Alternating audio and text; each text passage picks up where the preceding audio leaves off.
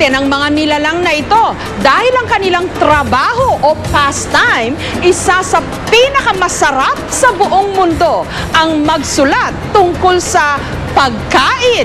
Ang tawag sa kanila, food blogger. Gusto mong malaman kung nasaan ang masarap na lechon? Grabe ka kumkumabay.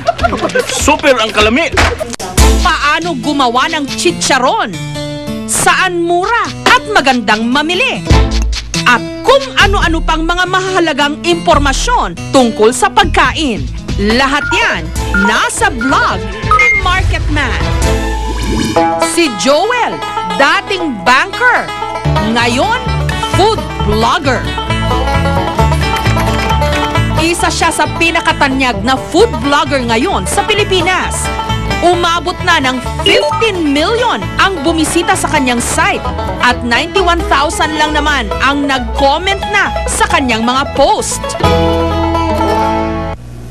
Taong 2004 nung sinimula ni Marketman ang pagpo-food blogging. Pinaka-importante, I guess, is yung computer, laptop, my camera, which is the most important, so I can put photos on the blog.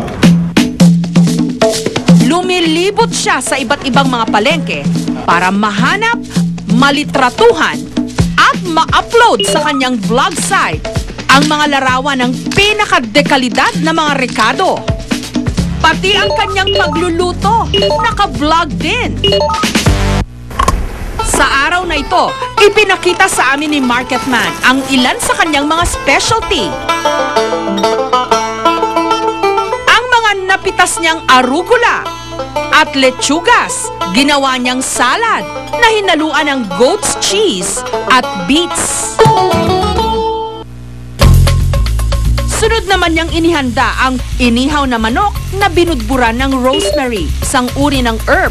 Yung chicken, kung ibabad nyo sa tubig na may maraming asin, siguro 1 to 2 tablespoons na asin sa tubig, mga 3 oras sa refrigerator, magiging juicy yung chicken.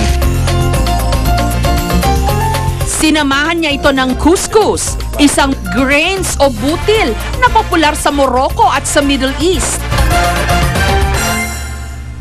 Lahat ng ito, libangan lang para kay Joel. Kahit pahalatang pinagkakagastusan niya ito ng todo-todo. Hello, Marketman. Finally, I meet you formally. Thank you for having me. You are the only food blogger I follow. It's really some kind of a food public service for you. Yes. Kasi wala kang kinikita dito and yet ang sipag mo, everywhere you go, you take pictures. And I know yung mga pagkain, ini-style mo.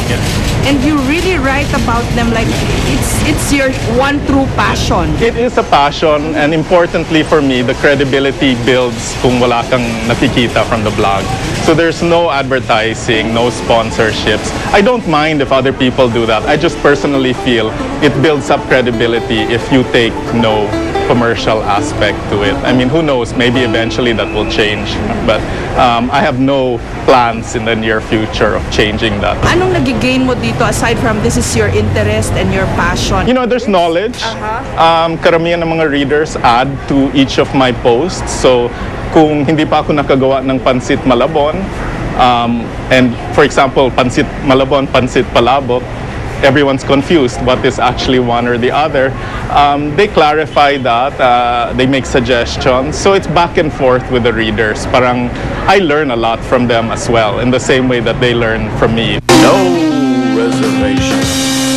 Ang pinaka-highlight na siguro ng blogging career ni Marketman nung nabasa ng international chef na si Anthony Bourdain ang kanyang mga entries at itinampok sa programa nitong No Reservations. Man, I'll tell you, the skin's extraordinary. I mean, that's just like candy. Ang food blogging ay paglalathala sa internet ng kung ano-anong mga bagay tungkol sa pagkain at pagluluto para makapag-food blogging. Pwedeng mag-register sa mga libreng blog site sa internet. O hindi naman, magpagawa ng sariling domain.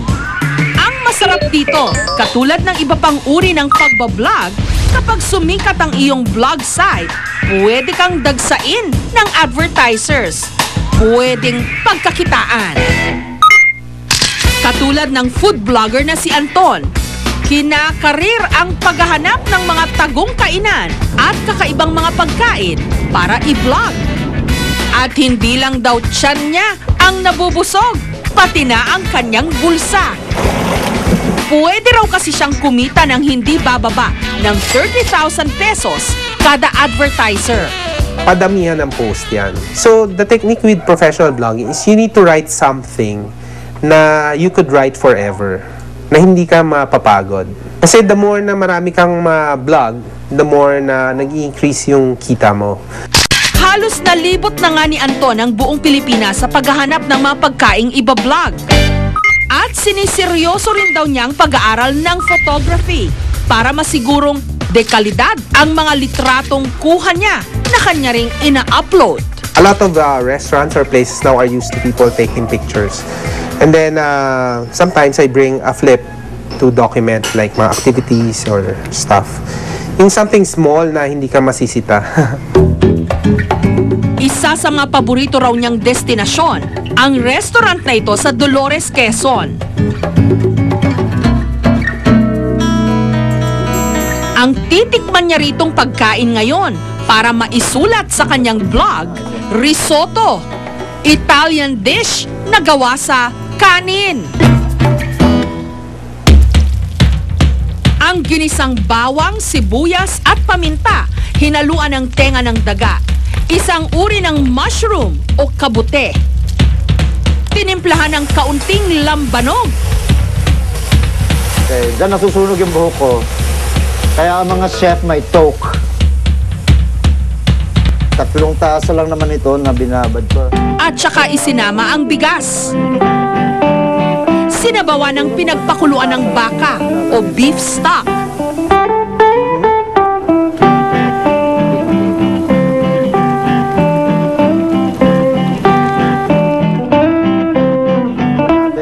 At saka tinimplahan ng cream.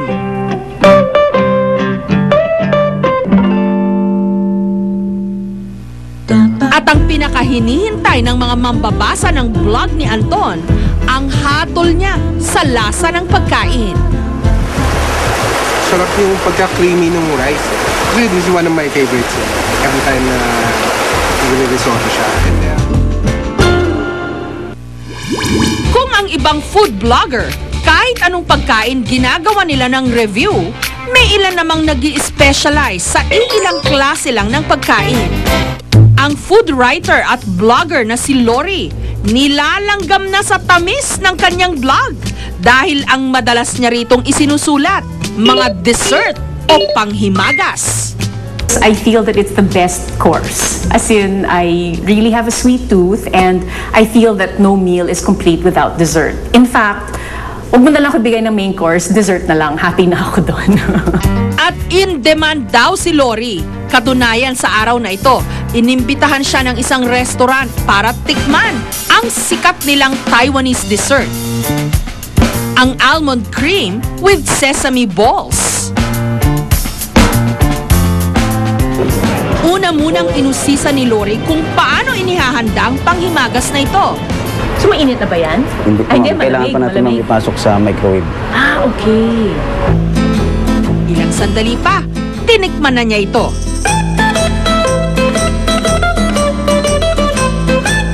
Parang may perks naman ng food blogging, pero hindi naman palagi free food. Of course, in sometimes like this na iniimbita ako dito sa restaurant, of course, I'm very, very grateful for yung mga food na pinapatry sa akin, yung mga binibigay sa akin, mga free dessert at the end. I'm very, very grateful for it, and it really makes me enjoy the food. At kahit hindi pa natutunawan si Lori, sinimulan na niya agad ang kanyang pagbablog para sa kanyang food review. It explodes in your mouth. Mainit pa yung broth. Medyo matamis na maalat ng konti. Masarap talaga ng experience. Ayon mismo sa may-ari ng restaurant, malaki ang naitutulong ng mga food blogger sa kanilang negosyo. Kaya sila raw mismo ang nag-iimbita sa mga ito. Ang mga food blogger ay malaki ang impluwensya at ang tulong sa mga establishment dahil they have a direct, meron silang following na nakikinig talaga Dahil yung mga browser, tinitingnan talaga yung mga opinion nila at naniniwala sila sa mga komento ng mga food blogger. Ang mainam pa raw sa food blogging. Kahit nasa magkakalayong mga kontinente ang mga tumitikim, nagsusulat at nagbabasa, nagkakaisa pa rin sila sa iisang panlasa. My name is Marvin Gopoltos and I'm 33 years old. I'm the author of the Filipino food blog called Burnt Lumpia. Si Marvin, kahit hindi pa rin daw siya nakakarating ng Pilipinas, pinakilala na sa kanya ng kanyang mga magulang ang sarap ng pagkaing Pilipino. Ito ang sinusulat niya sa kanyang blog. I never grew up cooking with my mom. It's basically I just taught myself to cook because of my blog. Sa sobrang pagkahilig daw ni Marvin sa mga pagkaing Pinoy, nagtayo siya ng mobile restaurant sa LA sa California na pawang mga putahing Pinoy ang inihahain, ang The Manila Machine.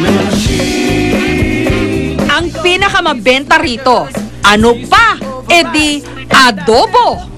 We figured, what better way to bring Filipino food to all of Los Angeles and to the masses than through a food truck. Very flavorful. I like the pineapple and the egg roll.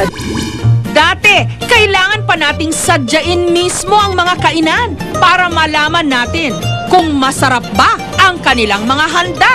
Ngayon, salamat sa mga food blogger dahil sila muna ang opisyal nating mga tagatikim at tagahagilap ng mga pagkaing magpapatulo ng ating laway, papawi sa ating gutom, at paulit-ulit na magpapaalala sa atin, ke sarap mabuhay!